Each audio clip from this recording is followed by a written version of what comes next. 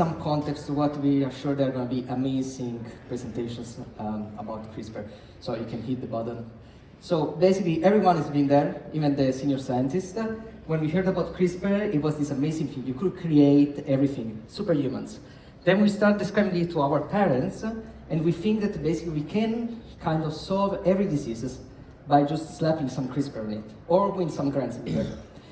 However, CRISPR is no more than a scissor, and we'll see why.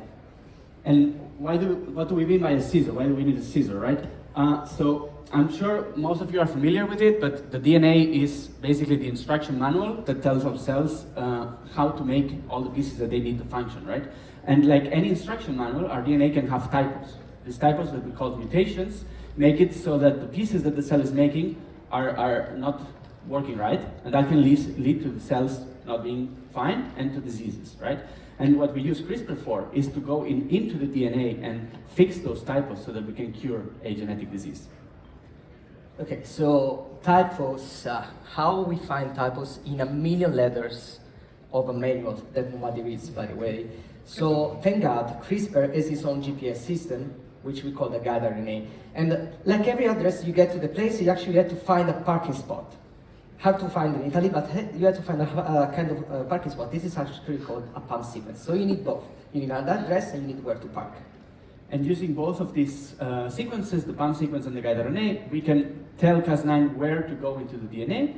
And as we said, Cas9 is a molecular scissor. What it's going to do is reach this target in the DNA and it's going to cut it. I have to tell you, cells are not very happy when you cut their DNA. They don't really like it at all. So they're going to try to fix this DNA as soon as possible.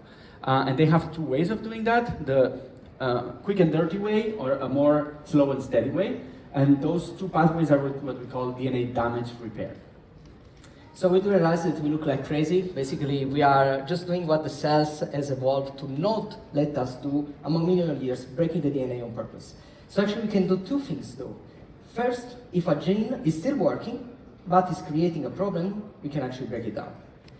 On the other hand, maybe a gene has a typo, and we can provide a new information to the gene. It will look completely different from what we begin with, but at least the sequence will be repaired. And that's not everything we can do. And thanks to some very good scientists that were very creative, we have been able to evolve CRISPR, kind of like a Pokemon evolution, giving it new skills, new things that it can do.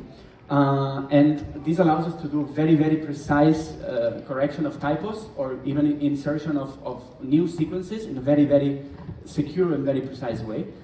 This is what we have come to know as base editing and prime editing, which we kind of like refer to as CRISPR 2.0 and CRISPR 3.0. They're the technologies that right now everyone like wants to use and talks about. And of course, particularly the students may think this is basically sci-fi. However, CRISPR is changing life, it already did. So we have the pleasure here to host, for example, Jimmy, and it was basically his life was changed by Carusillo, which is the first ever approved CRISPR-based drugs.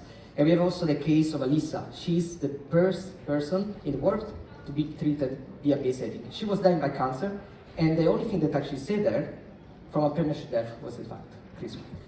So at WeDoCRISPR, what we do is we share the amazing world of CRISPR with all kinds of audiences, and we make educational content to help people learn about how CRISPR actually works, because you hear a lot about what CRISPR is, but not about how it actually works.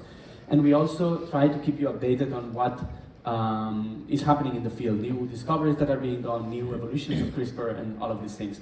So if you're interested in learning more about CRISPR, follow us, and we will be ready to tell you all about it.